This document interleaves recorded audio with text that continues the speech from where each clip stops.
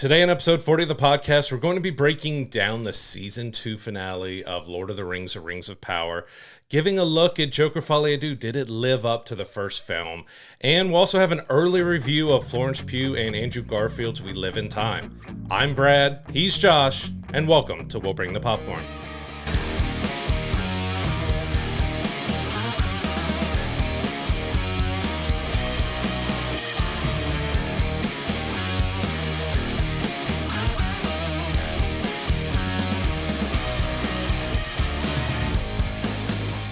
Before we get into our TV and film reviews of the week, please don't forget to like and subscribe to our YouTube channel. Hit the notification bell as well so you're getting our videos when they drop every single Monday. We can't thank you enough for your support. Also, if you're listening to us in the audio realm, please give us a 5-star review. It really helps, elevate the profile of the program. Can't thank you enough for your support as well. And also, don't forget, throughout the month of October, we have our giveaway for our new merch. If you go back to the last video, you saw all the things we're giving away, the t-shirt, the 4K version of Godzilla -1. Go to willbringthepopcorn.com/giveaway and enter now free of charge. And also don't forget, through October 15th, we are offering 15% off our entire merch store. So make sure to go check it out. It helps support us, and we appreciate all the support that everybody has been giving us so far.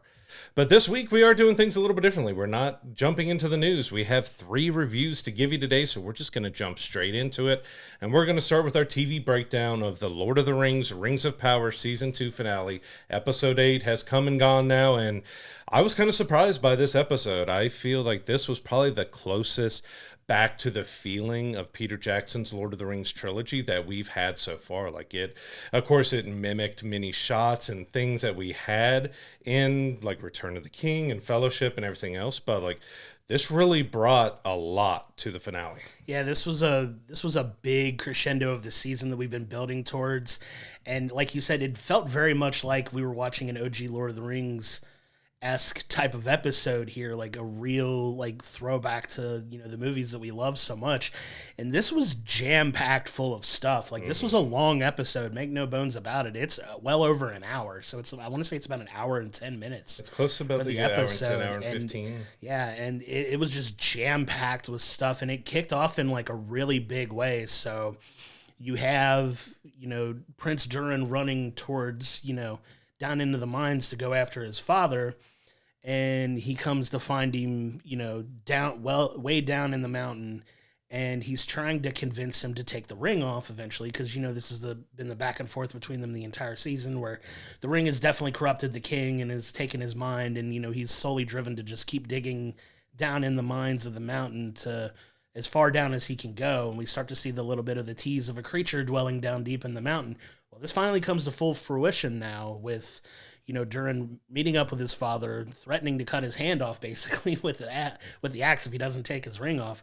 And then we get the appearance of the mighty Balrog, which, if you remember Lord of the Rings, Fellowship of the Rings, played a big part in that movie as well. But such a cool scene here to kind of really kick off the episode before the title sequence even goes. And it was just amazing. Yeah, they just went straight to it right out of the gate. Yeah, you had Prince Durin talking to his father no, I'm not stronger than you. I always looked up to your strength and how you were. And as a kid, I knew that there was never going to be anything that was as strong or as powerful as my dad, and tried to appeal to his dad, to the heart and everything else. But the king still did not want to relinquish the ring because he felt like that's what he had to do. And yeah, he finally breaks through the wall, and you see this nearly endless cave of mithril that, he's like, this is ours. This is everything to us. And then, yeah, you get the Balrog showing up, and, the king finally does what his son has been wanting him to do for so long. He removes the ring, he puts it down, and he Gandalf's the Balrog. He offers himself up, attacks the Balrog so his son can get away. And yeah, it was an amazing sequence just to start off. The dialogue was great. It really hit to the dramatics and the heart and everything else behind it. And it was a really excellent scene to kick off this huge finale, because we got so much revealed, so much done, and it was just jam-packed, nonstop, all the way through. After we get done with that, we have, the stranger has kind of made his decision where he's going to go, and he ended up going after Nori and Poppy. So he comes to the Hobbit's home, where they have been, and it's kind of destroyed, and it's looking just really rough. And then we get the Dark Wizard shows up, and he's trying to manipulate him as well. Like, oh, you were one of 5 of Dark Wizards, and you sent off to find information, and we're trying to stop Sauron. And he's trying to manipulate the stranger into coming with him, that, hey, we know you, you know us. I'll tell you your name. I'll tell you everything, who you are. And, the stranger makes another decision on how he's going to go. And that was, and also another kind of great visual thing that it showed, where the Dark Wizard's like, all right, well, you're going to pay for that. And he decides to destroy the Hobbit's home. And what we get is this really powerful moment, right? So as the Hobbit's home starts crumbling, there's this giant rock that looks like it's going to fall on Nori and the leader of the Stores. And it just stops just shy of hitting him. And you see this really cool visual that it pans back to seeing, the stranger with his magic, like holding off these rocks from falling to help them get to safety. It was just this really cool magical visual that, is so synonymous with Lord of the Rings at this point. And, he tells them to run, and he kind of helps them get to safety. And I think he comes to this realization now that he's making the right choice, right? He's not choosing to fight Sauron. He's choosing to help his friends and, not give in to that, whole dynamic that he was back and forth making that decision on. And it pays off by the end of the episode, and we'll get to that eventually. But it was really a cool moment because you kind of see them now being forced to migrate now, where they've been, stuck. This group of hobbits has had a home, and they've been comfortable in staying there. And there's this fun dialogue between, Nori and the stranger, where she's like, if we had it my way, we'd be traveling all the time, and we'd be, living off bugs till the end of days and all this stuff. And like, she's like, these group of people, like, they've never migrated before. They don't know what to keep and what to take.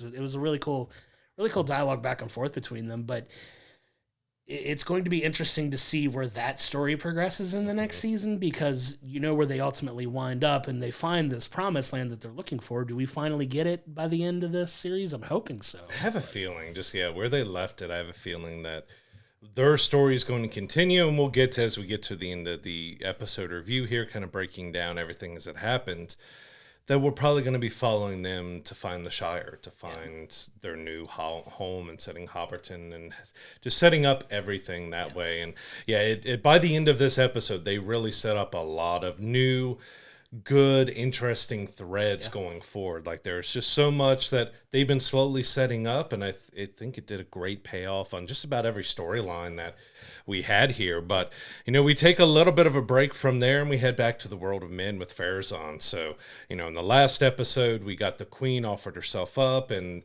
the people now are back on her side, that she has been freed from the creature, and shows that she's found not guilty. She's the right one. But Farazan isn't going quietly, so he basically rules that anybody, he basically says that the queen is in cahoots with Sauron, and makes up this story and rules that anybody who is still loyal to the queen is a traitor and should be arrested and taken care of. And that sets off a lot of stuff. So, you have Arianne, who is Elendil's daughter, who's been on Farazan's side the whole time, goes and warns her father so he can get away and protects him. So she's finally starting to see the error of her. I still don't like her. No. But she's starting to see the error of her ways a little bit. Yeah, she's definitely coming around. And it was a really fun scene that, she really forcefully just kind of stops one of the guards from going and finding him, and really sticks up for him in a way that kind of redeems her in a way a little bit, because she's still dealing with that, like, how do I balance what I think is going to be on the quote-unquote winning side versus like helping my father, who in his mind is doing the right thing and is honoring his faith to the queen and all of these things. So it was kind of a fun back and forth. But there's this interesting dynamic now in the world of men where, like, you're starting to see the world of men kind of expanding a little bit, and they're kind of branching out and going to these other territories that you haven't really seen yet because you've been stuck in this one place. And they finally start to branch out in some other towns and some other areas a little bit, and you get some of these interactions with some of these other characters in the world of men that haven't necessarily been in the main place this entire season. So it's starting to really branch out in a way that I really think they're going to dive stronger into in the next season. Yeah, and after Elendil has been saved by his daughter, he makes his way to the queen, trying to get the queen to leave the city with him. But she again is defiant that I'm not leaving. Like, I don't need to see to be able to fight and see what's going wrong. And she gives us kind of our first big item of the finale is that she gives him a sword, but it's not any sword. It is Narsil, the legendary king sword, the legendary sword that defeats Sauron. Yep. It is given to him.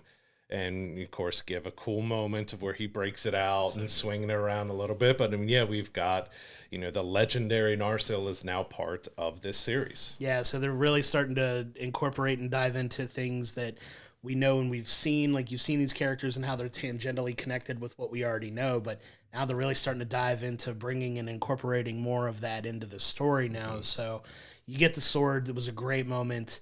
And, he realizes he's going to have to lead her and venture out to get people to come to their aid, right? So you start to see that kind of play off eventually. But we, at that point, kind of pivot, and a hard pivot, really, to Sauron with Celebrimbor, which is one of that was brutal, if not the darkest moment of the season, where Sauron has Celebrimbor captured, and he's torturing him at this point and still trying to manipulate him. He's shooting him with arrows, but in points that's not going to kill him, but just cause him pain. Yeah, and that's where the torture aspect of it comes in, because it's a very jarring visual based on everything we've seen up to this point. And he's a bloody, battered mess. He's just got all these arrows. It's a really powerful visual, and Sauron is still trying to manipulate Celebrimbor on his side. Like, hey, what is it going to take for you to kind of help me finish this plan that I'm at? Like, I need you to,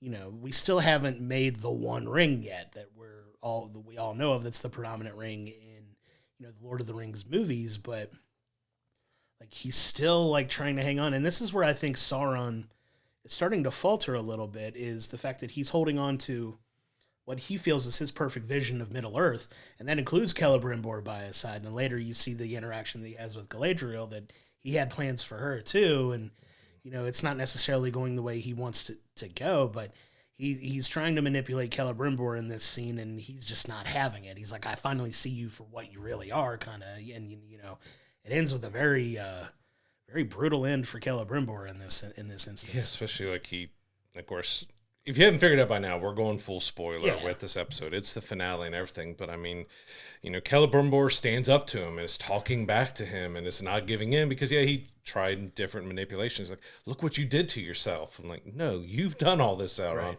And even calls him, which is that he said the thing, called him the Lord of the Rings and everything. But you get Sauron spearing him right through the chest, lifting him up the column, and then sticking the handle of that spear down in the ground, so he's just suspended in the air. Just like brutal. That was a very brutal, just crazy scene to see. But you do see Sauron doesn't like kind of being told no or not getting his way, and he thinks his manipulation's going to get it. But Celebrimbor in the end did not give anything up to Sauron. Like, he stood his ground against him and finally was able to be himself again one more time before the end. Yeah, and a very noble ending for Celebrimbor, who, was such a crucial character in this entire run up to this point. And, that's one thing about the Lord of the Rings, is they don't, it's very Game of Thrones-esque in the fact that they don't necessarily spare everyone, you know what I mean? And they're not afraid to, pull the trigger and, like, knock off some of these popular characters. And he was one that was a big part, especially this season with the rings being made. And, he met a very grim fate in this, and it was a cool visual, a cool moment, a great scene, a very powerful scene for him to get that redemption that I think we were looking for from him, with the way he was kind of slipping into that madness a little bit under the control of Sauron, that he finally came back around and got kind of a noble ending, as brutal as it was, but it was still a fitting end for that character. Yeah, and it didn't take too long after that before we got another kind of into a character. So we catch up with Galadriel, who is leading some of the elves out of the city that's being overrun by orcs, but she ends up being captured by the orcs, saying, all right, if you let the rest of the people go, I have the 9 rings, you take me to him, I'm going to let it go. So the orcs eventually lead Galadriel to Adar, but we learn with the ring on that it transformed him back, like all the scars and everything else that happened to him, it healed him. So he looks like an elf. And he hints that, Adar is not his name. That is something he earned on the battlefield and through everything that he's done, but that's not his real name. But he doesn't really get a chance to do it, but he gets kind of a moment again where he's like, I know you may see me in some way like this, like I'm a monster. I'm trying to stop Sauron. Like, I promise you, if you help me defeat Sauron, I will take all the orcs back into Mordor and you will not see us again. And he gives her the ring back, which transforms him back into his gruesome self. But then, the biggest twist for him in the episode happens when the orcs show up and they're telling him that Sauron, some of them tried to turn on him, but Sauron stabbed the leader of them, but it wasn't as it seemed. Yeah, so now, you get that twist that you're mentioning where, Adar's feels like he's still in control of the orcs, but it's a very deceptive ploy by some people who are very loyal to Sauron, where they do kind of just directly just turn on him and take him down. And Adar, unfortunately, also meets a very grim fate. Very brutal. In this show, very reminiscent of the first episode of the season, where they have a very similar attack on Sauron to kind of kick off the season. And you get that full circle moment with Adar where he gets that grim fate. He gets, brutally killed by these orcs. And, you find that they are pledging their allegiance to Sauron, which is where, they wind up going. But it still kind of felt like it came out of nowhere in this instance, where like you'd figure he'd meet his fate in some big grand battle.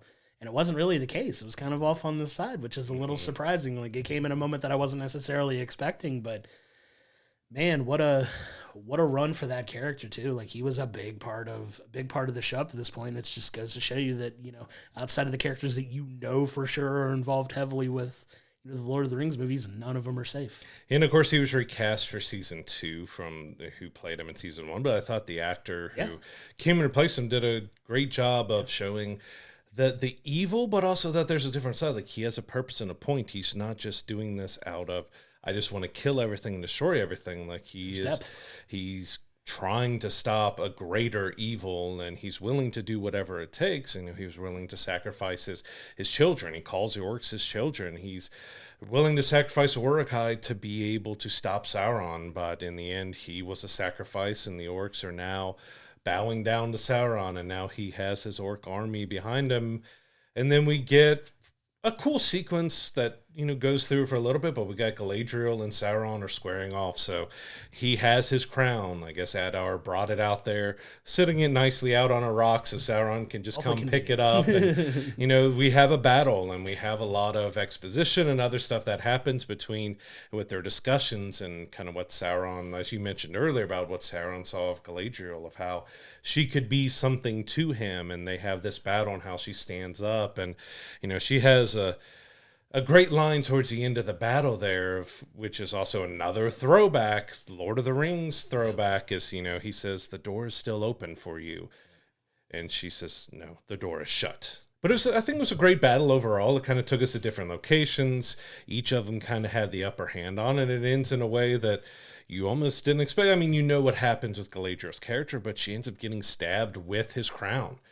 And she is still defiant to the end. Like, he, at the end, is using in his mind and in her mind, give me your ring. Yeah. Just give me your ring. And she holds it out to him, then closes her hand and jumps off the cliff. Yep. That was probably the only moment like, all right, this is a very tall cliff. We see she falls through a tree and stuff, but she hits the ground in the end. Like, it's fantasy, but you're taking a little extra with it that she's able, after being cut several times and stabbed with the crown and stuff, that she falls to the tree and she survives. Yeah, and it's a really powerful scene too. Like, I love the back and forth between them in this, and you get some really great dialogue, you get some good action, you get a good mix of everything. You see Sauron still ever the master manipulator, transforming into different versions of himself throughout the battle, even having her fight herself. Right, which is pretty wild to see, and a very very well done visually as well, but just some really great dialogue too. When Galadriel's like, as long as there are free men in this world, there'll be people to stand up against you, kind of thing, and like almost kind of like feeling like she's resigning to her fate before she makes one last ditch effort to get out and survive, which she does.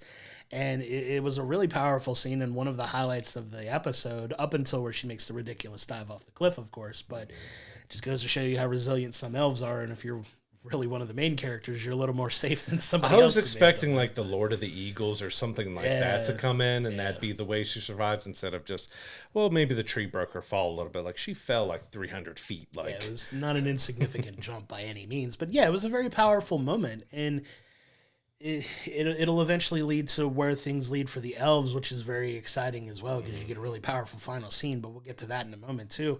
But we also kind of pivot back over to the world of men in this instance, and you get, Isildur and Estrid, who are, venturing off together now, and they kind of make their way back to the people here, and you get this really, like, it's been on the will they, won't they kind of, trek for these two characters for the last couple episodes.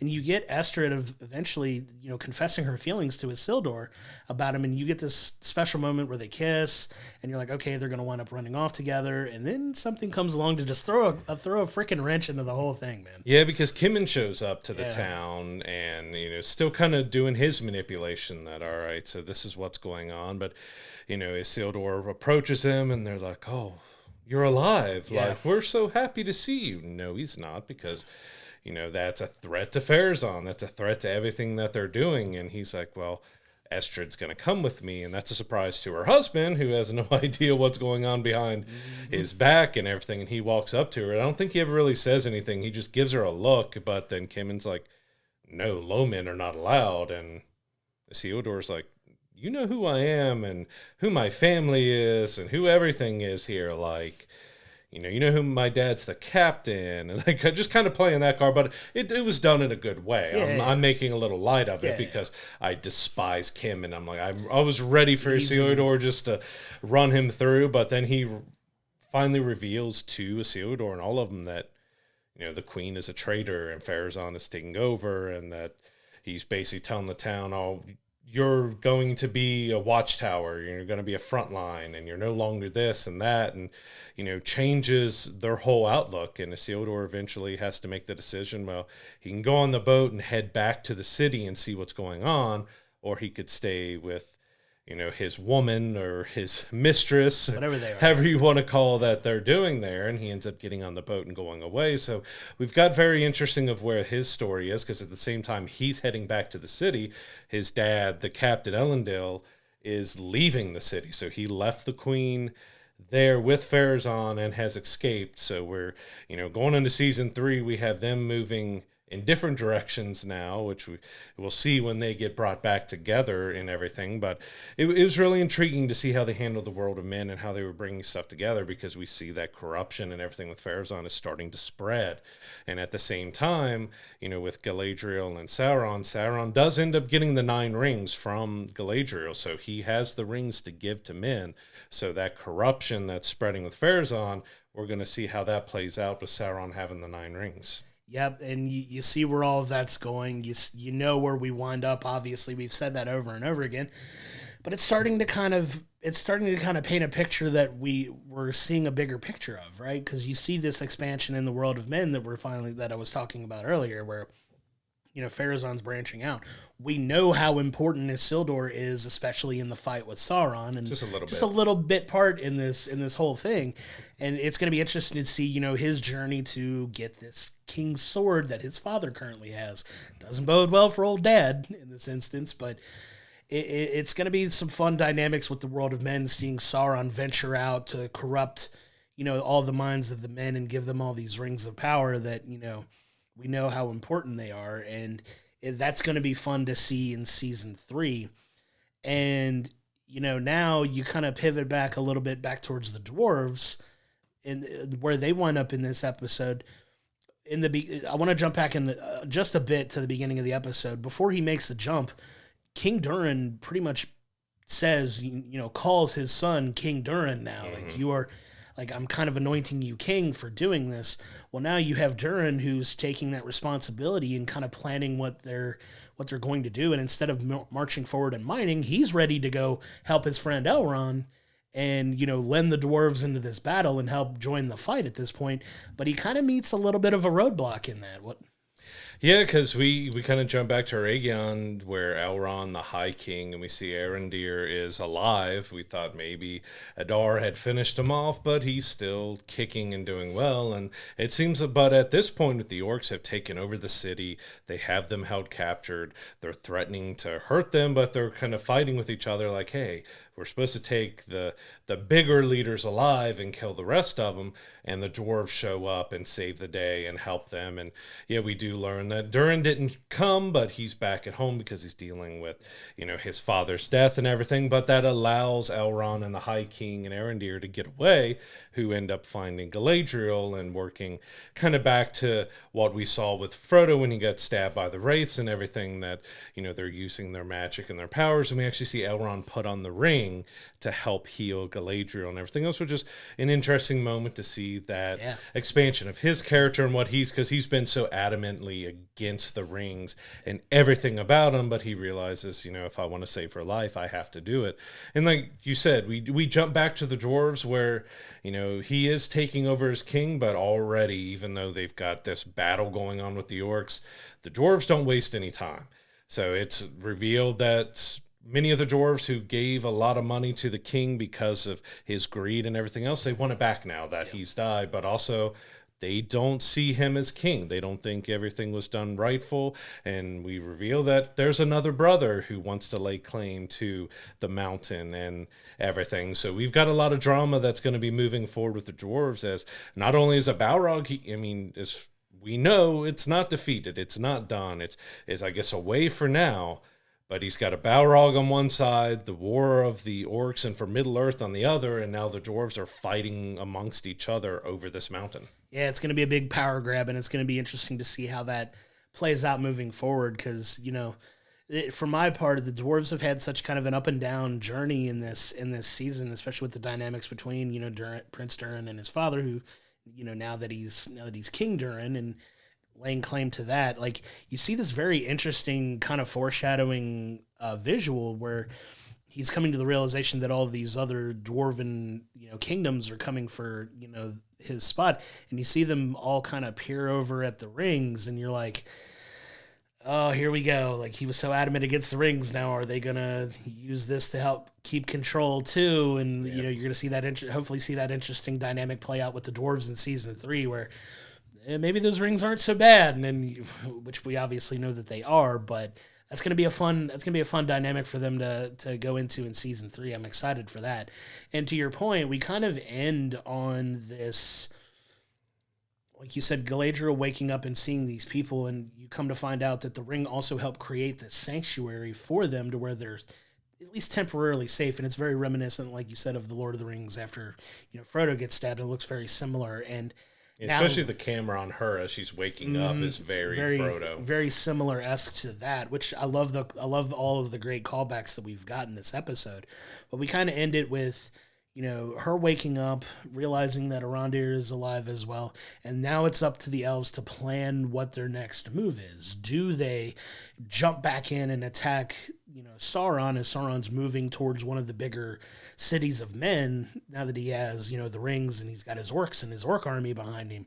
He's marching on the next kingdom of men, one of the bigger ones, and they're like, do we join the fight or do we fall back and kind of regroup ourselves and shore up our defenses before we attack again? And it's this really powerful moment where they ultimately do decide that, hey, we're in. We're going back out. We're not going to waste time. We're not going to let him advance further. And it's this big, powerful scene where they have the dynamic, do we use the sword or the shield? And he whips out his sword and holds it up, and the elves go nuts. And it's kind of the last thing we see in this episode before it cuts to the credits. So Season 3 is shaping up to be very exciting. I'm very happy with the direction of this show now because season 1 was a bit of a cluttered mess. It was kind of all over the place, but I really do feel in season 2 they kind of righted the ship in a lot of ways. It's not a perfect show or perfect season by any means, but I really think they did a really good job of kind of corralling all of these stories, bringing them together in a way that makes sense and has a really fun dynamic of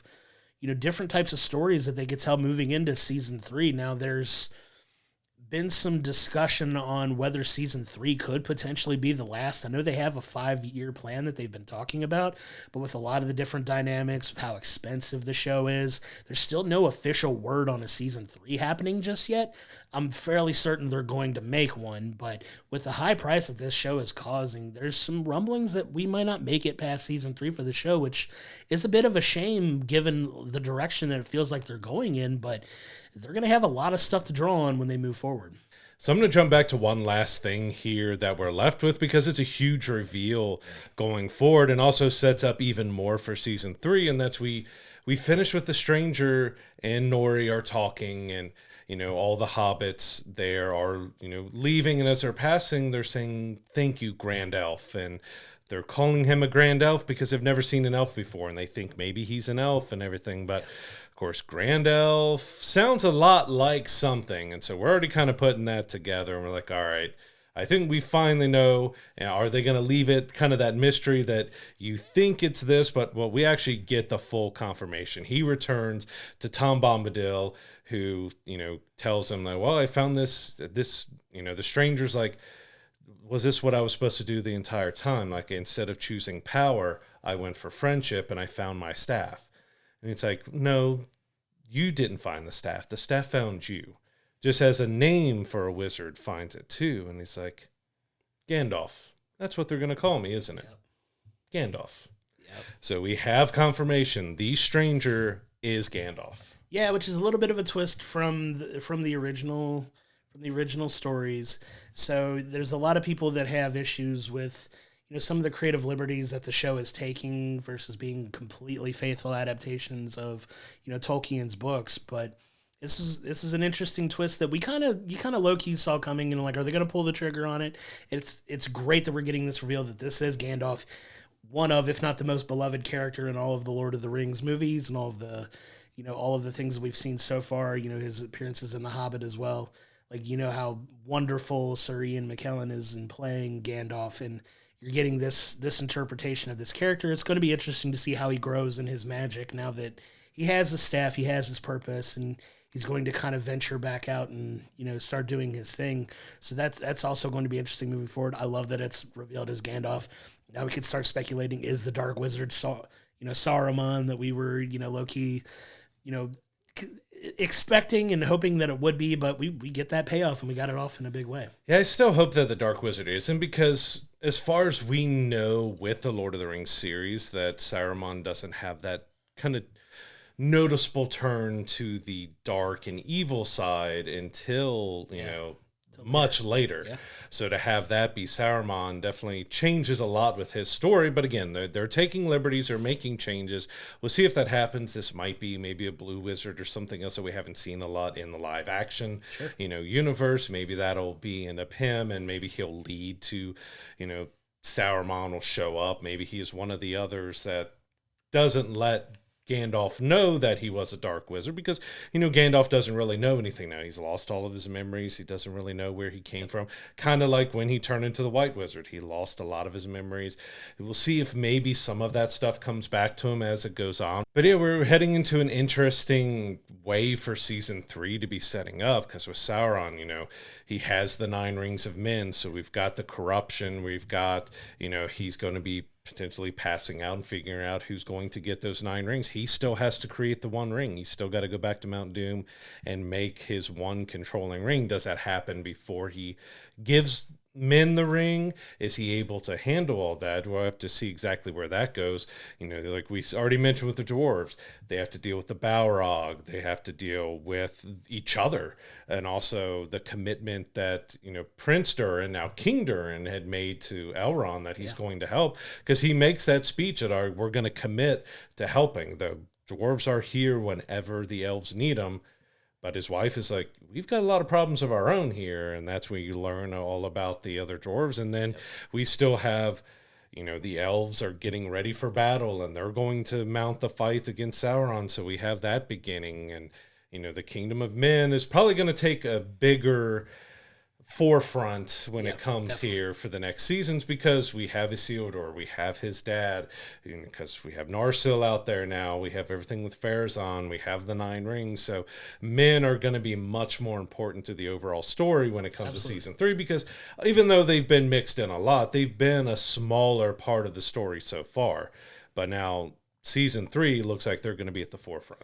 Yeah, and they kind of need to be now, because it's a very important part of why things fall apart as hard as they do. You get to start dealing with more of the corruption of the world of men, to where, all of, we get to the point where the dwarves don't trust them. We get to the point where the elves don't trust them. And you got to flesh that out now. You have to get to the point where it's like, okay, you see where these rings start to spread out and they get corrupted. There's this giant battle that they're going to get to with Sauron that eventually is going to lead him to meeting the grim fate that he does meet, to where he retreats and kicks off the events of, the Lord of the Rings. And it's going to be fun to see how they explore everything, because like you said, you see where Sauron has this influence of people. How does he get his influence into the world of men at this point without these rings? Like, how does he help influence that corruption? And it's going to be fun to see them kind of play with that, because the actor that plays Sauron is fantastic in this role. Like, he plays this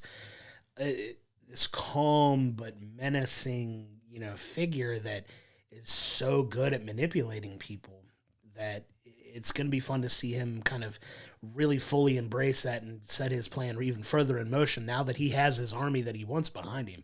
So it's going to be a fun dynamic to see all these things kind of play off of each other moving forward. Like you said, you've got Gandalf now that is going to set off on his adventure. You've got the fun story with the hobbits, who I think thankfully are playing a little bit of more of a back role in this show, because they have been at the forefront for so much of everything. I think they're going to be a seen. much smaller role. And I think you're going to see that reduced a little bit, but you're still going to see them venturing out to make it to the Shire. And I think you're not really going to have them integrated as much with them, and they're going to be kind of that break in the tension with everything else going on in Middle Earth, where they're doing, finding their forever home at this point. And something a little more lighthearted that's going to break all the balance drama and action, and balancing out that, they're just finding their home. But I'm excited to see where they go with this, because I really do feel, like I said, that season 2 really found their footing for this show, and it's really moving into some really fun and exciting territory. The season visually is spectacular. Like, we've talked about it now for several weeks. If you're on the fence about watching it, watch this season, because I really think visually it's amazing. It's spectacular. The dialogue's gotten better. The storylines have gotten better. Like, I really do feel like they found their footing, and it's a shame because of the sharp backlash that season 1 got to it, that not as many people are giving season 2 a chance. But I really feel like, and I hope that, if you're following along with us, we appreciate it. Like, if you see how, into this show we've been, I'm hardest on Lord of the Rings stories because I am such a fan of Lord of the Rings, but I really feel like they've won me over in this season, and I'm ready to dive into whenever we get season 3, which could be a year or 2 away. I know they've been about 2 years in between seasons, but since they haven't even announced they're renewing season 3 and have really started work on it, like, who knows how long it's going to take. Yeah, this series immediately, every time I think about it, brings up the Jurassic Park line of, we spared no expense, because they're spending billions and billions of dollars to put it together, and it shows. Like, it's a gorgeous show to look at. And the first season was a little rough. It had some problems. Second season isn't perfect. It has some dialogue and story issues. But by the end, I'm going to say that the finale here, that episode 8 of season 2, was probably the best episode that they've put out so far of the entire series. Like, it brought us back to feeling like, all right, this is Lord of the Rings. Like, this is what Peter Jackson gave us, but this is what kind of more of the story and the books gave us. Again, it's not following 1-to-1. We'll see how many more changes they make, but I think it ended on a great note to get you excited about a season 3 and see where the story moves forward. We're getting, building and getting closer to the story that we all know, and It's going to be interesting to see. Do we have Ian McKellen show up in the final season or something as Gandalf, and we have a switch off and that, and or do we get some CG enhancements to make him a little younger? Like, it's going to be interesting to see how they go forward, because if it is going to match up with the live action versions at all, with the Theodore and everything else, we already had actors for them in the Fellowship of the Ring when we jump back to show the grand battle, especially with Elrond and everything else. Are they going to potentially give us a mashup of that, or are they going to stick with the same actors? Or are they going to get the old actors to come back? That's probably the most curious I'm at right now, is exactly how they're going to be able to bring that together. Are they building us to the movie universe, or are they keeping this in the Lord of the Rings realm, but it's not going to tie to what Peter Jackson did? Because it's going to be interesting to see exactly how that final battle plays out, because we've seen it. We've seen the battle with Sauron and everything else. So if it goes 5, it's going to be interesting. 3, I see the setup. I see it's getting the corruption of the world of man. I say it's probably going to end with Sauron making the One Ring at the end of season 3, setting up for season 4. I would almost say that could be the final season if they think about it, if they end with him creating the ring, because basically season 4 would be all battle and all fighting and all them trying to figure out how to stop him and stopping him in the end, because they stretched that out to 2 seasons. Don't know exactly how it's going to be. Like, season 3 looks exciting, but I'm seeing maybe season 4 potentially being the end of it if it doesn't go 5. Like, they know they've got the map out. Depends if they want to spend the money to keep going. Like, the ratings weren't as great as they were. I don't think they were terrible, but they weren't as great as Amazon was expecting. But it does seem season 3 might get the green light soon. But yeah, we'll see if it makes that 5 season that they originally said for. Like, the way the pacing and everything is going with the series, I would almost see 3 or 4 being it. 3 would, I don't know, maybe too much, because they still got a lot left open to handle here. So maybe we get 4 seasons and it ends that way. But I'm really looking forward to season 3. Like, for Lord of the Rings, Rings of Power, season 2, episode 8, I would give this probably a 9 out of 10. Like, I would give this pretty high. There really wasn't any main issues. Like I said, the only issue I had with Galadriel falling the hundreds of feet and surviving just because she clipped a tree or something, that was one of the more but we also had Gandalf fall, but I mean, he's a wizard, and you got everything with that, and he landed on the Balrog, but he landed in water, and she's landing on a hard ground through a tree off of a cliff. Like, that was the only, I could say, that was kind of all right. And also, Arondir being completely fine and normal after he got stabbed by Adar. There's a couple issues. Like I said, I'm not saying this was a perfect season, but I think it did well overall. And for Lord of the Rings, Rings of Power Season 2, I would probably give it a 7 overall. I don't think it was much improved over the first. I think it still had a few issues, but at the very end, this episode really gave it some good staying power, but also just made it feel like Lord of the Rings again. Yeah, I agree. And if I were to give it a ranking as well, I would agree that this episode was easily a 9 out of 10. It's by far the best episode that they've put out, and I would agree with that because of the feel of the old Lord of the Rings that we're so used to. It felt so much more like that. Overall, with the season as well, I would probably agree. I would give it about a 7.5 to an 8, maybe, being generous, just because I give them a lot of credit for writing the ship and bringing it more into focus and getting us to this point where we got such an amazing episode at the end. I'm a big fan of sticking the landing in this season. Mm-hmm. I really think they did that in a really positive way. Is it without its issues? No. But no show is, really, because you're always going to have seasons where there's some episodes that don't feel as important or as complete with, an overall story. It's not perfect. You're rarely going to find that where there's not, every great series has a filler episode here and there absolutely. Where it's like it had nothing to really do with everything else that we're seeing or wasn't as integral in, the overall storytelling. So I give it a little bit of a grace period there, but yeah, it's so fantastic. I'm so excited to see where they move forward. Hopefully we get that announcement for season 3 very soon. I'm seeing a lot of positive buzz out of the finale, especially that hopefully generates that buzz that they're comfortable with pulling the trigger on season 3. I'd hate for it to end right here. Mm-hmm. I don't think it's gonna, because they are so invested in this, but moving into season 3, very excited for what they have going. It's The Lord of the Rings, Rings of Power Season 2. All episodes are now available on Amazon Prime Video. You can check out the entire season. Again, as we said, it's an improvement over the first season. It definitely brought things back and better. They handled things a little bit better, but they really stuck the landing with the finale. And now I want us to move into our first film review of the week. We got to see Joker, Folie, Deux. It's the follow-up to the wildly successful Todd Phillips Joker film starring Joaquin Phoenix.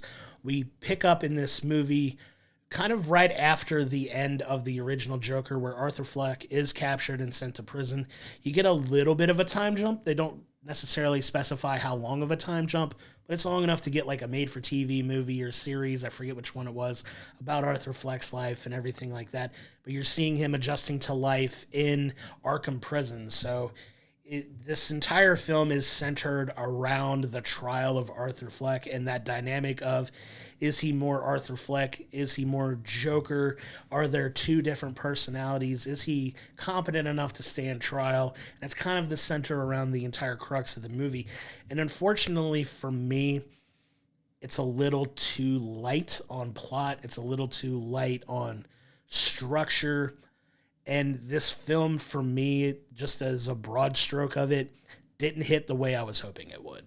Yeah, I would agree with that. I do want to start off saying we're going to keep this spoiler-free for this portion of the review. We are going to discuss it with heavy spoilers at the end of our discussion here, because we need to go into the meat and bones of this movie more to kind of show why we didn't like it or what problems we had, and kind of explain more what things worked or what didn't work. So, the initial review is going to be spoiler free. So if you don't want to be spoiled by it, make sure you pay attention to, the comments of the episode, either on audio or video. Will tell you the chapters, and you can go to the Joker wrap up after the spoiler discussion, so you can see in the end our rating and what we thought of Joker, Folie, Deux. But yeah, in the end, Joker was fantastic. Like the first Joker with Joaquin Phoenix and Todd Phillips, small budget, and it was dark, it was disturbing, it was emotional, it was nearly a masterpiece. Like, it is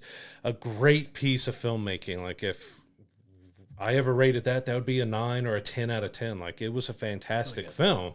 So what I struggled with Folie Deux is was this film even necessary? Like, what did we exactly get out of it? And it does feel like there was something that Todd wanted to say different from the first, and I get kind of deeper layers, and we'll go into those layers and meanings and hidden meanings and everything else in it, but it just overall didn't tell a very compelling story in the end. It didn't really progress much from where we were, in a way. Again, once we get in the heavy spoiler, we're going to talk about it more, but yeah. And it's also, they try to say it's not a musical, but it is a musical, but it's not a musical, but it is a musical, but it's not, it's a musical. But I don't think the music worked in it. Lady Gaga is in it as Lee, and of course she's our Harley Quinn. We only get one real reference that she's Harley. For the rest of the movie, she's basically Lee. But I didn't feel like the music worked that much. Lady Gaga can sing, and they're trying to make it in most of the songs where she's kind of holding back. She's more off pitch and off key and everything else, but I like the dynamic between her and Joaquin and everything, but I just didn't feel like the musical numbers really worked. And with most musicals, I enjoy musicals.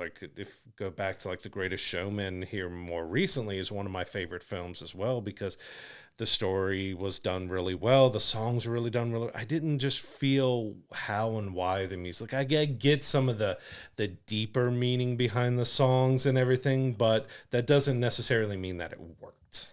Yeah, and going back and talking about when we first heard they were incorporating music into this so much, a lot of the vitriol that's come out about this movie is about the fact that it is a musical, but I feel like they used the music in exactly the way that I was expecting them to, which is kind of like a dive into Joker's mind. It's his way mental break. Yeah, as his way of coping with everything that's going on around him. He kind of escapes into that, that's what's playing out in his mind kind of thing. But I really don't feel that they really used Lady Gaga to her full potential in this movie, and it's a shame because she is an incredibly talented singer, musical artist, just a pop icon really that's had an amazing musical career, and they kind of use her in a lot of passing ways in this that doesn't really help the plot that much outside of her character giving Joker kind of a purpose to not give up on himself, which is kind of the whole like that's why I mean by it's so light on plot is he just happens to come across this character who is like obsessed with Joker, and they strike up a relationship, and she gives him the purpose to not completely give up, because he very much in this film is like downtrodden, distraught, kind of giving up on himself and giving up on everything, like he's just kind of waiting to be executed at this point because he committed those heinous murders that he committed in the first film. And you kind of play with the dynamics of, are they really justified because he was mistreated and all of these other things. And like I said, they play with this, they try to play off the dynamic. Is he sane? Is he crazy?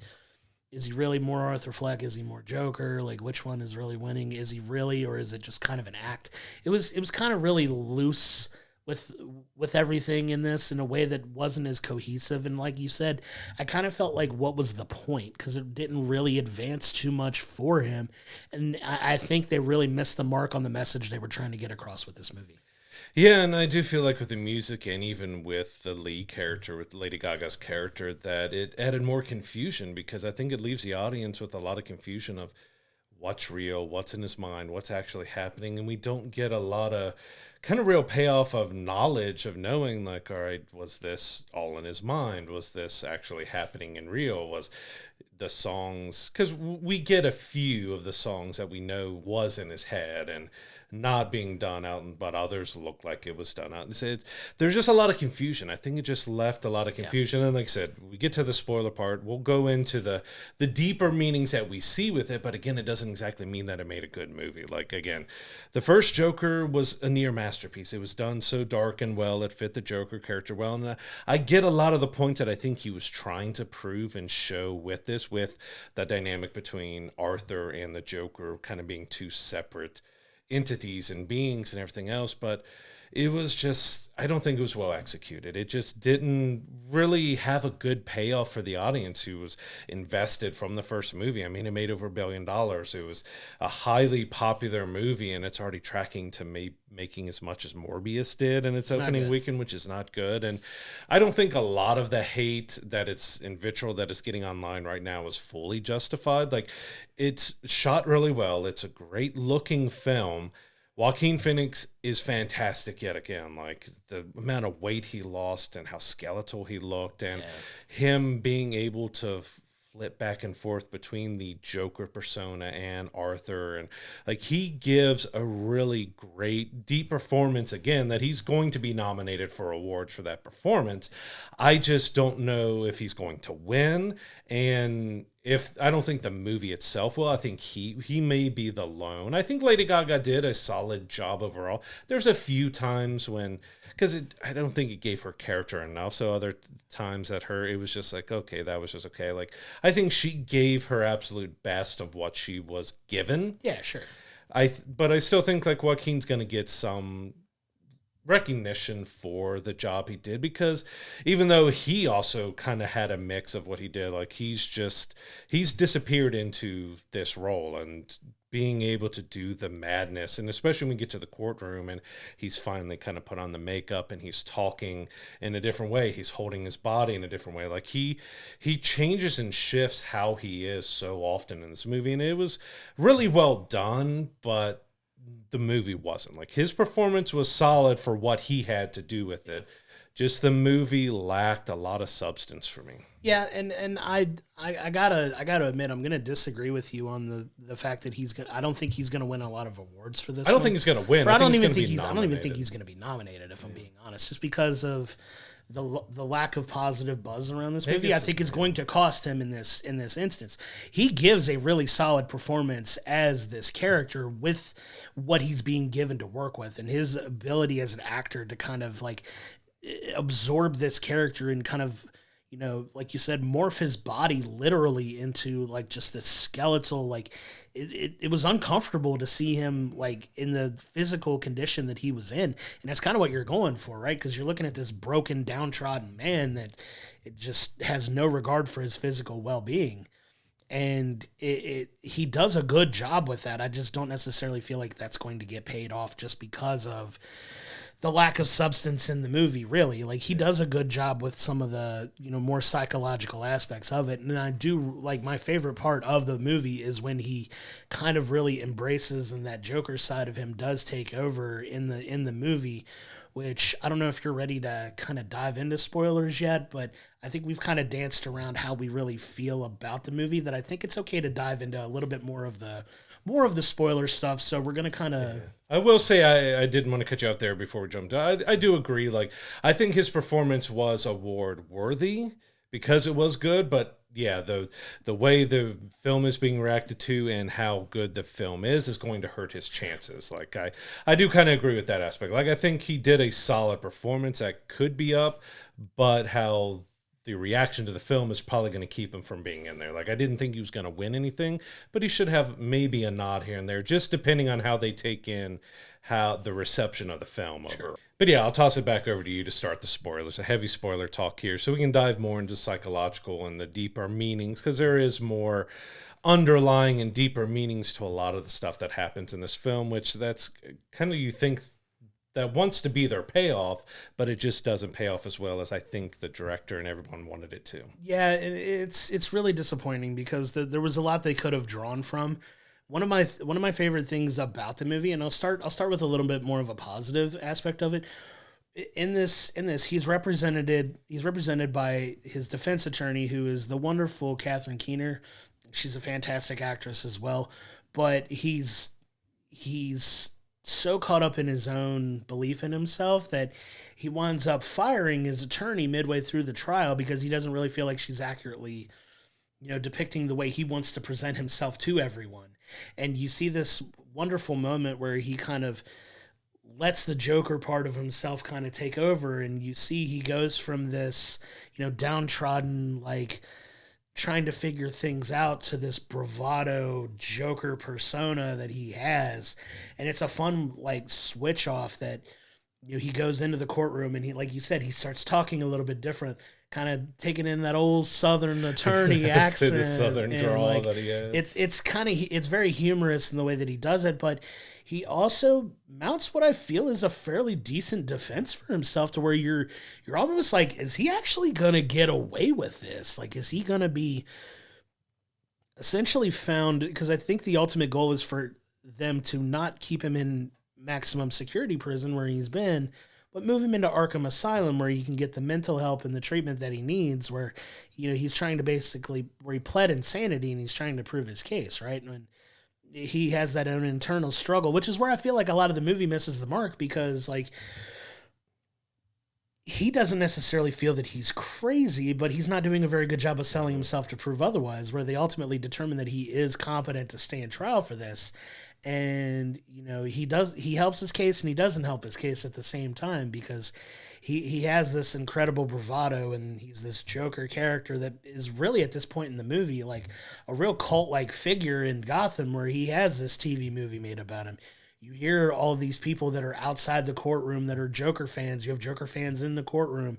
You have Harley, who we come to find out is, not necessarily the mental patient that we think she is in the beginning of the movie. Like, she actually is, kind of a low-key obsessed with Joker, and winds up getting in there to, start this relationship with him, because she's kind of low-key obsessed with the idea of this fantasy of the Joker. And there's some fun elements that they could have played with that I just don't feel they stuck as far as quality and storytelling with it. Yeah, and I agree. And still laughing in my head because his southern drawl when he is being the Joker in there, it reminds me of the lawyer chicken from Futurama. Yes. So I Yes, just very kept much. picturing him there, like almost like, all right, he's like Colonel Sanders meets the lawyer chicken from Futurama and everything else. Is like, it was well done, but I just couldn't stop hearing that with the way he was speaking. He's, he started off light and he was getting heavier and heavier and heavier in it. But yeah, it just, I get some of the underlying stuff. So like overall, like we're looking at mental health and we're looking at someone who, every time we see Arthur, the guards are asking for a joke and stuff, and everyone's just idolizing him, looking him as the Joker and everything else. And then we get kind of either as Lee or as the other inmates, we're kind of along with it. Like we're like her, we're the audience looking and idolizing this Joker. But by the end, he kind of shrugs off that I'm not the Joker. I'm just Arthur. I'm a guy who had a lot of trouble and issues, and he's kind of tossed to the side. So I get that there's this underlying like, all right, this is like the entertainment industry, and this is where people like once you're no longer good for them, they just throw you away, and that kind of like I get that there was an underlining tale, but it just didn't really have a payoff with it. Especially like this was never meant to be a comic book movie. DC's name's not attached to it and stuff, but the Joker is a major character, and you kind of throw off that the Joker character is not really. Joker and Joker Folie is not about the Joker. It's about maybe Arthur is the one who got the Joker movement going, but he never was the Joker. He was just maybe a guy who started it, but because you get a lot of abuse. You get a lot of abuse of Arthur throughout it. Like they just want him to tell jokes and want him to be this type of thing, and he's trying to be it, but then, he meets Lee and now he's trying to be something else, and he's always changing himself to be what everybody else wants to be so he can fit in and be. And again, I get all that stuff. It just didn't have a payoff. It was messy. It was a very long, slow movie, which I can do, but it just didn't have the payoff like the first film had with the emotional attachment and how you just felt about the character and where it went. Because like in the end, we're just left with, again, as I mentioned early on, what was exactly the point of it? I mentioned all of this different ways you can look at him and the character and as the audience and being thrown away, but that wasn't enough for me to make it a good film. Like, I don't think it was a terrible film, but it just missed the mark on exactly what it was trying to tell. Like, it felt like Todd Phillips wanted to move as far away from the Joker character, which could have worked in a way, but it just didn't get that payoff. There just wasn't a solid payoff for me. Well, he did and he didn't, because, when we get to the very end of the film and the last scene of the film, I don't necessarily feel like they moved away from Joker completely. And I have a little bit of a theory behind that I'll talk about when we get to it. But yeah, you get this whole, like, I get it as well. Like, you have him playing back and forth with, how do I become the best version of myself while also trying to be what everybody wants me to be, right? Everybody wants me to be Joker. Well, yeah, that's all good and well, but I'm also Arthur Fleck. Like, I'm also a very flawed human being that, thinks he's found his soulmate in, Lee, and come to find out when you get to this really powerful scene towards the end of the movie where it's towards the end of the trial, and you figure he's going to come up and give this great grand speech as Joker at the end when it comes time to defend himself, to make his final case for himself, his last arguments before the trial ends. You see the emotion just completely wipe away from his face, where he's like, yeah, I'm Joker, but I'm really Arthur. And he's like, he kind of confesses to everyone that, like, there really is no Joker. I'm just Arthur. I'm trying to be this version of myself that, everybody seems to want me to be.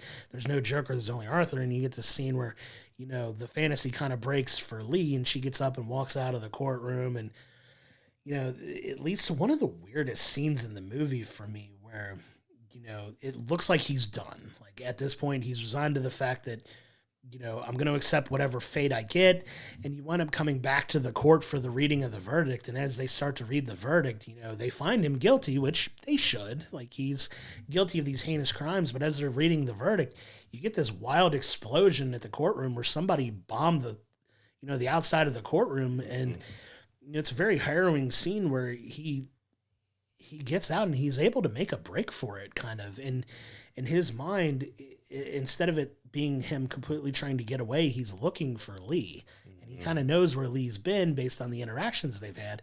And they kind of come back to, you know, the infamous stairwell from the original movie, and they talk about it in the beginning, and that's where Lee had moved. In her fantasy, she moved into his neighborhood. Yes, we learned that she is rich and she comes from a family. She had checked herself in and checked herself out and everything, but she moved into his rundown, low, everything budget, just crappy apartment building to be with him. And yeah, it was really weird.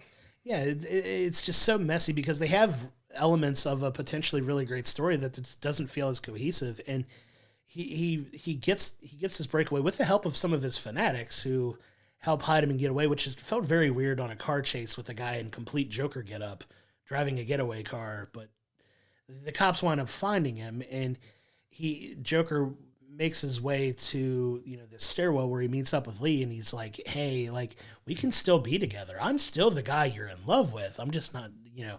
And then she kind of just shuts him down, like, hey, throws him away. Yeah, like, he does the one thing that he was hoping she would be different about, because he felt like she loved him for him. And she was like, well, the fantasy's over. We can't really be together. And she kind of just leaves and walks away and says goodbye. And he's kind of resigned to his fate at that point, because you have the cops show up and take him in. And we get to the end of this movie, and do you want to go ahead and go into it now? Like, I can talk about it if you'd like. Well, yeah, I wanted to jump in with that. I do agree at that point where the wall of the courtroom gets blown open is kind of where it really fails in the end, because it just, I mean, he's trying to be Arthur and he's getting away and he goes to her and stuff, but it also left a lot of questions like, was Lee actually ever really real? Was she some sort of figment of his imagination that he thinks everyone's talking to her and that she's around? Was she actually a real person? Because a lot of the stuff she does is, you know, flopping around so much and not even going into all the musical numbers, which just didn't really work that well either, and didn't really give us a whole lot, because some of the songs are strange, that they're going to go build a mountain and all this other stuff, and like there's supposed to be deeper meanings before, but the audience really aren't cued in on what that's going to be. So I'm like left was, in the end, was Lee actually a real person, and was that him just to himself, like, well, nobody wants me if I'm not the Joker, and you know, that's kind of his mental state, but we don't really get that full knowledge if what's really been real this whole time. Because even when the first film ended, we thought maybe he was in Arkham the whole time and all these murders and everything was in his head.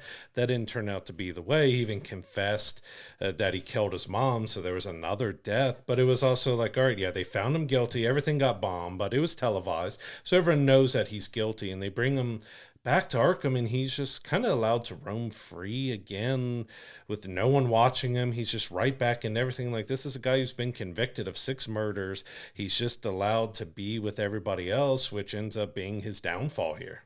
Yeah, and he like you said, they parade him around as like this cult-like figure, even in the prison. Like, he gets special treatment, and you kind of see that, like, off to the side, they do a good job of at least one thing in kind of telegraphing something coming up, where you see this shifty looking character in the prison just kind of like obsessed with Arthur as the Joker. And the way this film ends is, you know, they're back in the I want to call it the entertainment area, where there's chairs and a TV, and they're watching the TV, and one of the guards comes up to Arthur and he's like, Arthur, you've got a visitor. And at this point you're like, who the hell is coming to see Arthur at this point? And how could he be allowed a visitor if it's not a lawyer or something? Right, like it can't be Lee. Like, what is going on here? And he eventually gets up to walk out. Well, this character follows him out. Which the guard just leaves him be. Like, he's not, Arthur's not keeping up with him, so he just leaves. Yes, which is really odd. But this guy winds up speaking to Arthur, and he's like, hey, man, like, I got a joke for you. And he tells him this joke. It's very dark. And it's a killing joke? Yeah. You would think. And by the time he gets to the punchline, he pulls out a knife and he stabs Arthur in the gut several times. Very, very harrowing there. And Arthur's kind of taken aback. And as he's killing Arthur, you start to hear this manic laugh come over him.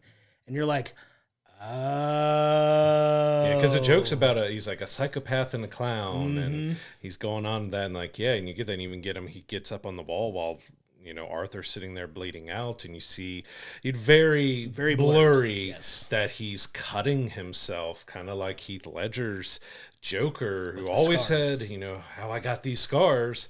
Is this potentially supposed to be a hint, like maybe that's Heath Ledger's Joker or something else? Like it sets that up, but it's very controversial. Like Yes. you're basically ending the movie that Arthur was never the Joker, and we potentially have someone else. And maybe if they did a third one, which they're saying even before the movie came out, they're not doing anymore.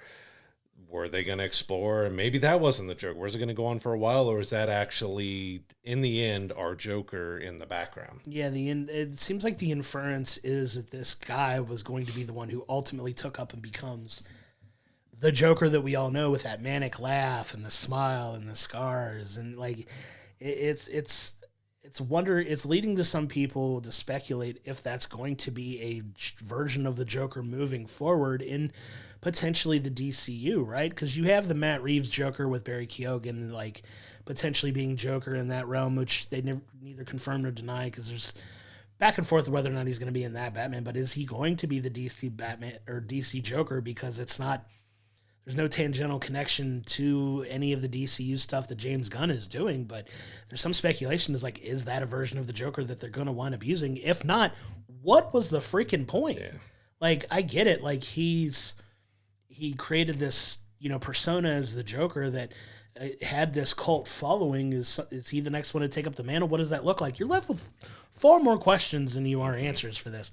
And at the end, your whole point is just killing Arthur off in kind of a cheap way. Like, it was like, what was really the whole point of the thing? And that's where it kind of turned me off, especially with the end, is like, it's a cool visual, it's a cool scene, but I just don't think it had the proper impact that they were hoping for it to have. Yeah, it left you more confused than anything. Like I said, throughout the movie, I'm like wondering, all right, what is real? What's not real? We're kind of along in his mental state for the ride, but we're trying to figure out, like, is Lee ever real? Were any of the songs ever done? Because we know several of them are clearly in his mind, but there's several, like, did he actually sing and do this out there? Like, I don't think if you could have taken away the musical moments and it really wouldn't have mattered that much of the story to me. I don't think it had the effect that they thought it was going to have. Like, it plays some parts about his mental state and where things are going, but like most of the film, it just didn't have a payoff that you were expecting with it. And yeah, for Lee to be so obsessed and throw him away again, I get the underlying that it's like society or relationships or something else. When you're done with somebody or someone or something is not what you thought it was, you just kind of throw them away and you leave it there. But it just didn't leave a good impact and left you like, yeah, this is, they've talked that nobody at DC had any input on these two movies. They were just going to let him do whatever they want. So I don't think it's ever going to be connected to anything that they're doing.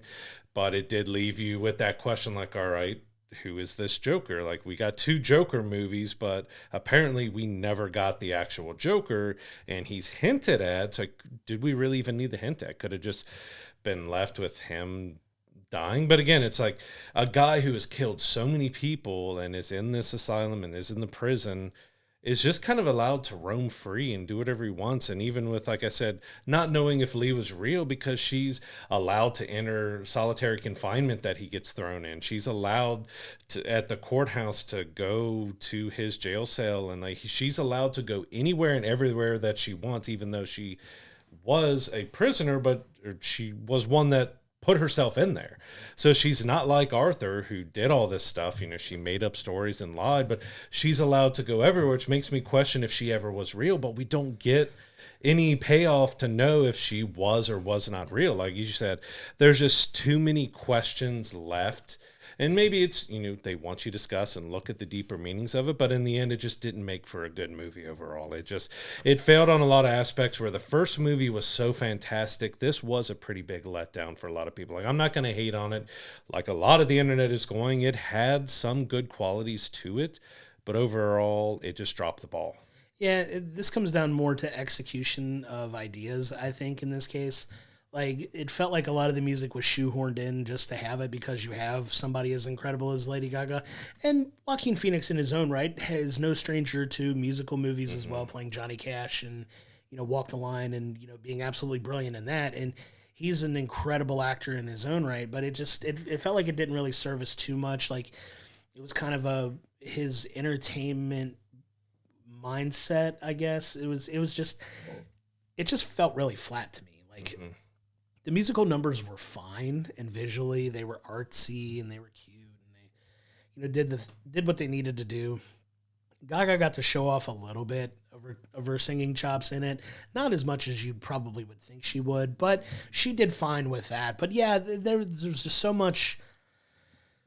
You don't always need to beat us over the head with something for us to get it, but at some points you have to give some kind of contextual clues to some of this, and that's just where I feel that they really missed the mark with this movie. Is the ideas are there, and I get what they're trying to do. It just all comes down to execution at the end of the day for me, and it's unfortunate because I do hold the first one in such high regard. Like you said, I agree with you that the first Joker film is absolutely fantastic, and this one, a lot of people are going to call it a cash grab, and I get why, because the first film did make $1 billion. It made a ton of money. This one is not going to come anywhere close to that. Well, we did talk about this before. Just there's over 200. Like this cost more than Dune Part 2, and we were both questioning after the movie, like, where did the money go? Because you only have like 3 big name actors, like big people in there. Like, where'd the money go?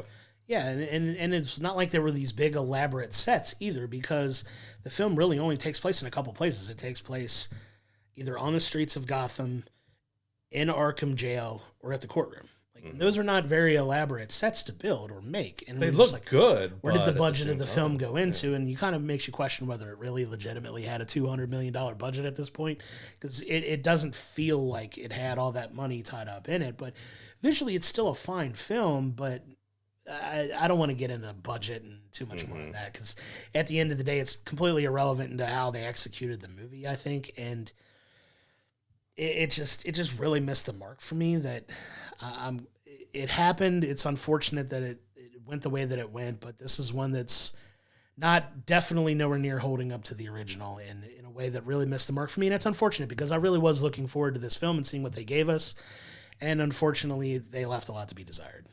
Yeah, so Joker Folie, in the end, it had some interesting ideas to it, but it just really failed in execution. Like, I think Joaquin gave a good performance. Lady Gaga did a decent performance overall, but it just really missed the mark. And exactly, like, we get the layers, but it just didn't work. Like, in the end, I'm probably giving this like a 5. Like, there was some decent stuff out of it, but in the end, it really missed the mark. Yeah, I agree. I would probably give it a 4.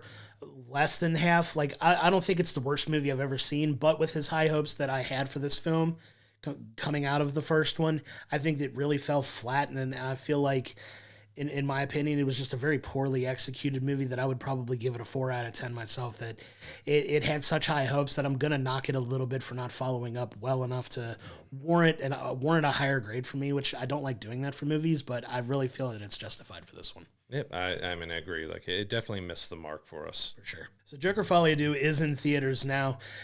We've been very harsh on this movie, but please, as we always say, go check out the movie for yourself, form your own opinions. You may wind up finding more deeper meaning in this, and if you do, come talk to us about it. Come find us in our Discord, comment on our videos, comment on our social posts. Let us know what you thought of Joker 2 if you do go see it.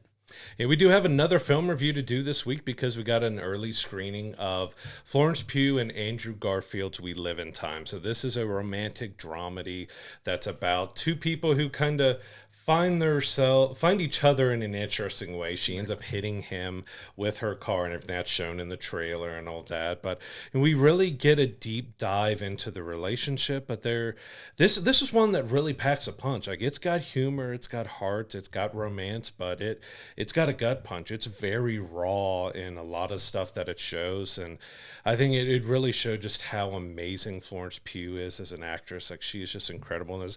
But Andrew Garfield gives a very deep, layered performance, and I thought this was such a really good, beautiful, but just emotional gut punch type of movie that I really enjoyed in the end. Yeah, and I'm thankful that we got this early screening as well, because this is a film I've been looking forward to seeing for a while when they announced that these two were a part of it. I love Florence Pugh. She's slowly becoming, one of my favorite actresses. Like, she chews the scenes in everything that she's in. She's so captivating with her facial expressions and, her ability to kind of, like I said, chew up every scene that she's in. You can't not take your eyes off of her when she's on screen, and she does such a good job of emoting and really involving herself in this character and everything that her character goes through in this film. And that's not to take anything away from the absolutely brilliant performance by Andrew Garfield as well. Andrew Garfield, for my opinion, is one of the best at showing emotions with his face and not as much with his words. Like, his face can tell just as good a story as any dialogue that he's given. And you get a lot of that in this film. In my opinion, I think this is Andrew Garfield's best movie as far as overall showing off his acting chops. He finally uses his natural British accent in this film for kind of the first time that in his career, because he's always played he's always had to use more of an American accent. He's never really used his British accent in the film. And you get to see a little bit more of his natural ability as an actor. And it's just so fantastically well done. Like you said, there's some very funny moments in this, very smart, witty dialogue. You get at its core, this amazing, heartfelt story of what to do when you're faced with a very serious medical issue and how you want to, handle how you treat that. Do you go with the chemo? Do you say, I don't want the chemo, I just want this, I want to spend what time I could have left in a much more positive way and make the most of the time that we have left. And it's a very serious topic, and it deals with those emotions in such a raw way that's so relatable. And it's one of those movies that I found myself just like being completely glued into the entire story. I was enthralled the whole time. Yeah, it was amazing. Yeah, Florence plays a chef named Alma, which is, an odd name, which they also make a little joke at it because, when Tobias, I want to say the name wrong every time, and I don't know why, but Tobias, and when he wakes up in the hospital after being hit and they're talking to each other, like, wait, do I know you? And she gives her name, like, Alma? Yeah, Alma. And they have that little, just quirky little dynamic between each other. But she's a chef, but she's a very, very strong woman. She's one that's very determined, very career driven, one that's very focused on what she wants and everything else. And she wasn't exactly looking to fall in love or have anything else. And, we get kind of a darker moment with his character that, he has a relationship that has fallen apart himself. So he's in this just kind of dark head state as well. And they find each other through, again, unconventional means, because he's heading to the store to get a pen and he gets hit by her car, and that's kind of where we involve. But one of the aspects of this film that I really enjoyed a lot, and it reminded me a lot of Eternal Sunshine of the Spotless Mind. If you watch our favorite film episode, that is one of my favorite films of all time. So it gave me a lot. It's a completely different story than that, but it gave me that feelings because it doesn't tell the story in a conventional way. It jumps around in time and where it goes, but it doesn't confuse you. It gives you enough like visual cues or verbal cues that let you know exactly where in their timeline this is happening, because the story takes place over several years throughout different parts of the relationship. It kind of starts at towards the end and jumps back to the beginning and jumps back and forth, but it's never confusing. It's never done in a way that makes you feel like you're lost, like you're still really into the story and seeing what's going on with them. And yeah, they both gave such phenomenal performances. Like, he is very emotional. You see as a guy, either from being in IT and working with his company, he's always taking notes and taking things down and doing stuff in a different way, but he evolves and shows different emotions because of how she is. But she also evolves and changes because of him, because there's several things in this movie that causes both of them to look at each other in different ways because they want different things and how it all goes together. But like I said, Florence Pugh, she literally bears all in this movie. Like, she just gives everything to this character because there's so much that is done. Like, she really shaves her head for part of the movie. We've seen that in the trailer and everything else too, but there's so much more that we won't go into that it gives such raw emotion and connection between not only their characters but to the audience, because it's just so raw and real. Like, it feels like you're watching a real relationship that has been going on. And like I said, it has an emotional gut punch to it as well. Like, it could be a decent date night movie. It's a fantastic movie, but I don't want it underestimated, the emotional gut punch that this film can have. Yeah, because at the end of the day, you're dealing with a very serious situation that's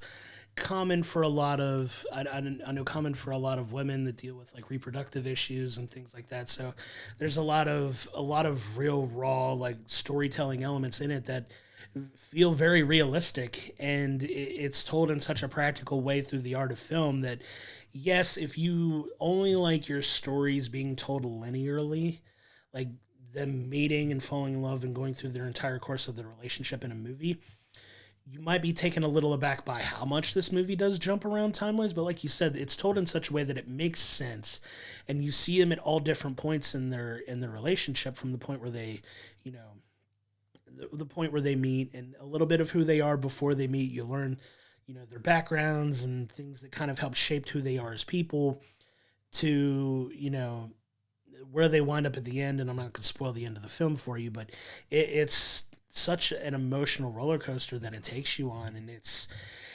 told so well. They don't hold anything back in this movie either. Like, going to spoil some things a little bit, not plot wise, but there is, you know, some strong nudity in the film. This isn't one for kids. This isn't one for, you know, younger audience members, but, you know, there's nudity. There's a very memorable birthing scene in this film as well that kind of plays up some of the humor of the film as well, with some of the comical aspects of it. But it does a good job of balancing that emotion with lighthearted humor, with, you know, practicality in, you know, what relationships actively look like. That it's such a smart take, and it really, for me, kind of harkens back to, I want to say, some of the early 2000s, like romantic comedy kind of type films, that it has a lot of those elements in that we haven't gotten as much of lately. And I really feel in a lot of ways it feels like a throwback to some of those kind of movies in all of the best ways. Yeah, absolutely. And I think Florence and Andrew both have a great dynamic together, great chemistry. They Yes. work off each other really well, but especially a lot of the scenes and the stuff they go through this movie, there's a lot of trust and things that they had to build as actors between each other to be able to tell their story right. And I think they nailed telling their story right. Like, again, it jumps around a lot, but you're able to follow it really well, and it does it in the right way. So, like, well, we may have seen this time point and we go to this time point, but it matters to what just happened, and it matters to what's going forward. Like, there's nothing that's really out of place. Everything that they show and they tell and they do is very important to their relationship and their story and the building of their characters and everything. Like I said, I can't say good enough things about the performances that Florence and Andrew give. Like, that, you have a smaller cast around them that does stuff, but I mean, they carry 99% of this movie. Absolutely. Is just about those two, and they did a fantastic job.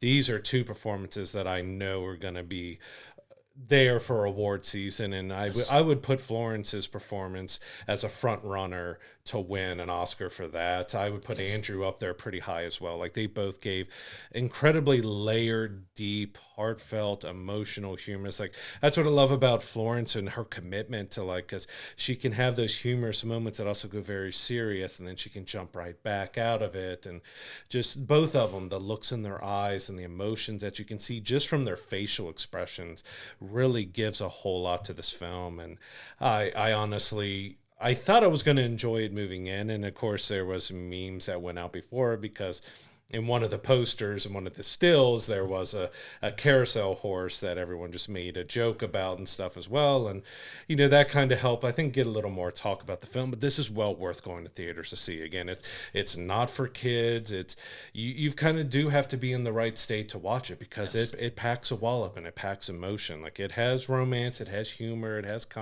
humor and comedy in different ways of how they handle things, but it is a very raw, real, like, it feels like you've you've been watching a real relationship here. And it was just brilliantly executed, great cinematography, great music. Like the on top of the emotion, everything that's going on, a soundtrack can make a huge difference with it. And like the right songs, the right instrumentals, the right everything just kind of played at the right moments that just kind of just hit hard. By the time the movie was over and we're listening to the songs over the credits and stuff, I'm just sitting there just kind of, I'm staring at the screen, but I'm just thinking about everything we just experienced and watched and we felt and we went through with this film. And it's like there's been very few films that's had me just sitting there contemplating and thinking about, especially when it's a romantic dramedy, as I call it, because it's a drama, it's a comedy, it's a romance film, but it had a big impact on me at the end.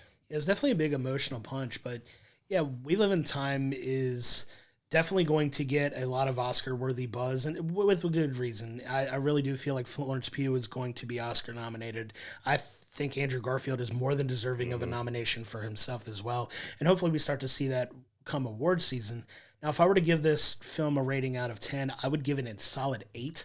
I really feel that emotionally it packs all the punch that you need in a film. It's very beautifully shot, very artistic in a way that makes sense, but the storyline is fantastic. Everything's cohesive, and the way they kind of jump around in time a lot, everything has a purpose, which is what you want when you kind of jumble up a story like that. Every scene feels important to the overall narrative, and for that reason, I'll give it an 8 out of 10.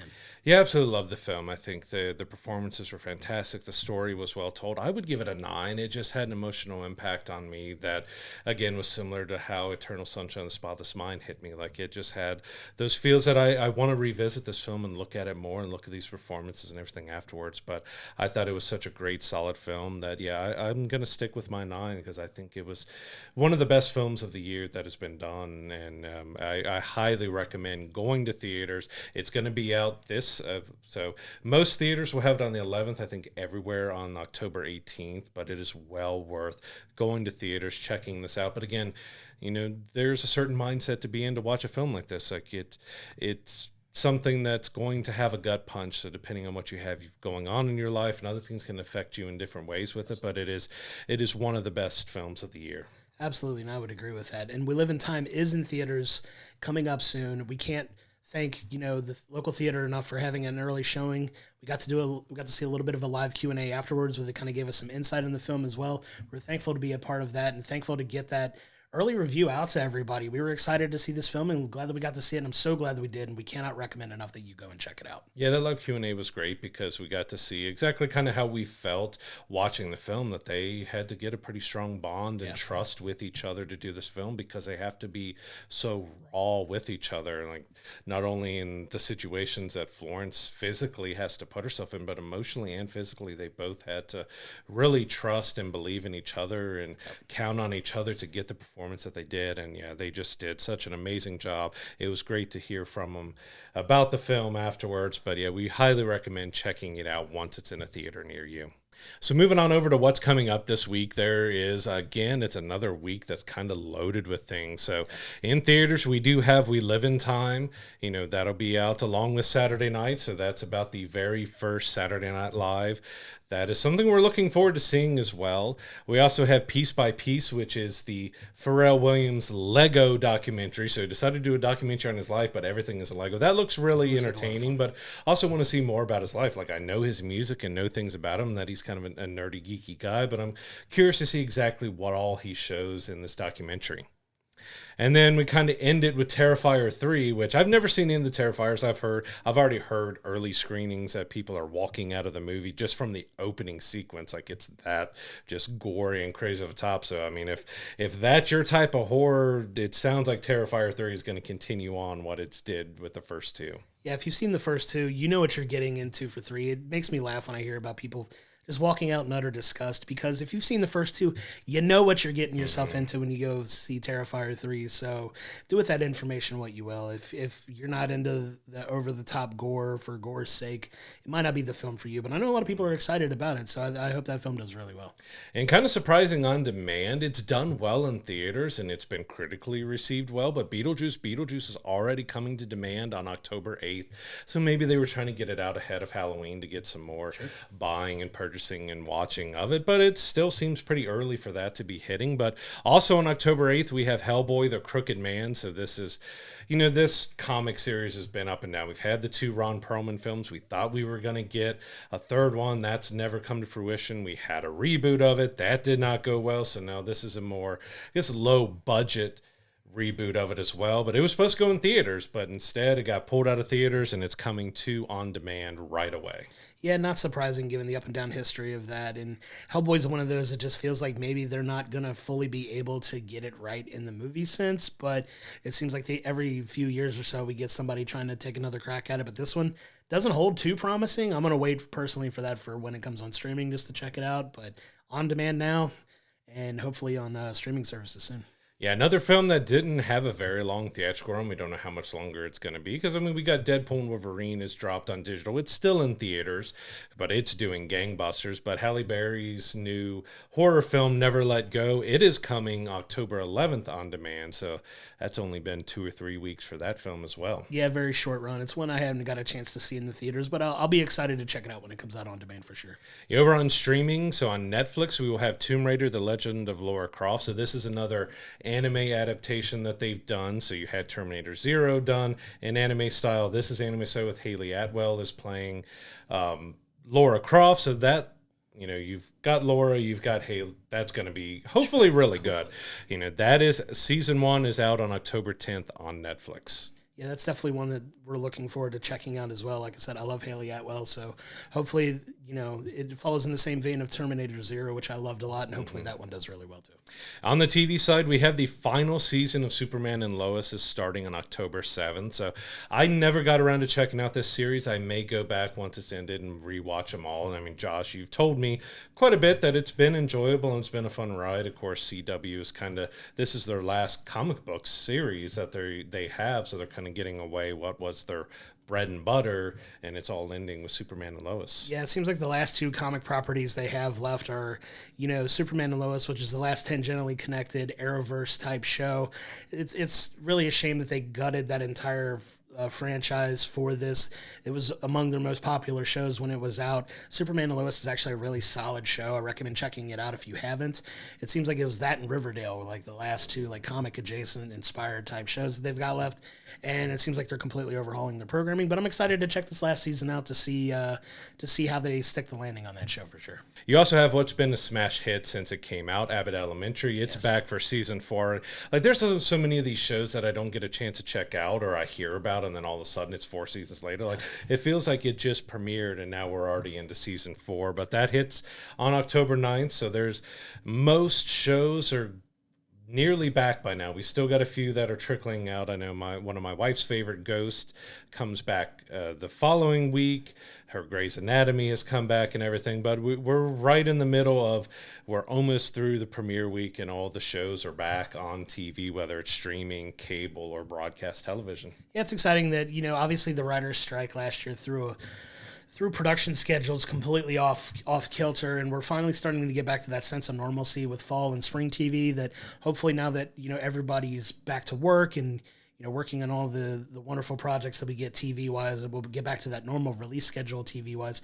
This feels very late for a lot of shows because most shows do tend to come back around September, but it feels like now we're finally getting back to that sense of normalcy with all of these shows coming back, and I'm excited to check them all out for sure. Yeah, there's just so much to watch, especially with streaming being added in. Yeah. We have Penguin going on, and we have Agatha All Along going on, and some shows that are just only streaming or just limited time. There's just so much to watch anymore. It's hard to keep up with everything. Yeah, you kind of got to pick and choose what you want to watch, when you want to watch it. But it's great that we have so many options, some hidden gems could go undiscovered for a while, but it's exciting to check all these out, and I'm glad that they're all finally getting back for sure. Yeah, it only took me, I think, 4 seasons after it was off the air to finally watch Breaking Bad. Right, yeah, it's just it's crazy how that stuff works out, but you wind up getting around to it, and you wind up finding something that you really enjoy, and I kind of had a similar experience with Breaking Bad as well, but definitely excited to check out some of those shows that are coming back for sure.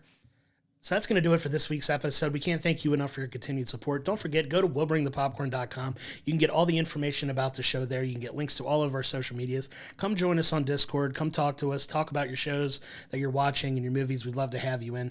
Also, don't forget to enter into our giveaway. We have just a few more weeks left for that. You can get your own Podcast Minus One t-shirt in the size you're choosing, as well as the 4K version of Godzilla Minus One, which does include Godzilla Minus One minus color. We're very excited about that. Coming up next week, we are going to be reviewing the film Saturday Night, which is about the very first episode of Saturday Night Live. Excited to check that one out. And until next time, I'm Josh, he's Brad, and we'll see you next week.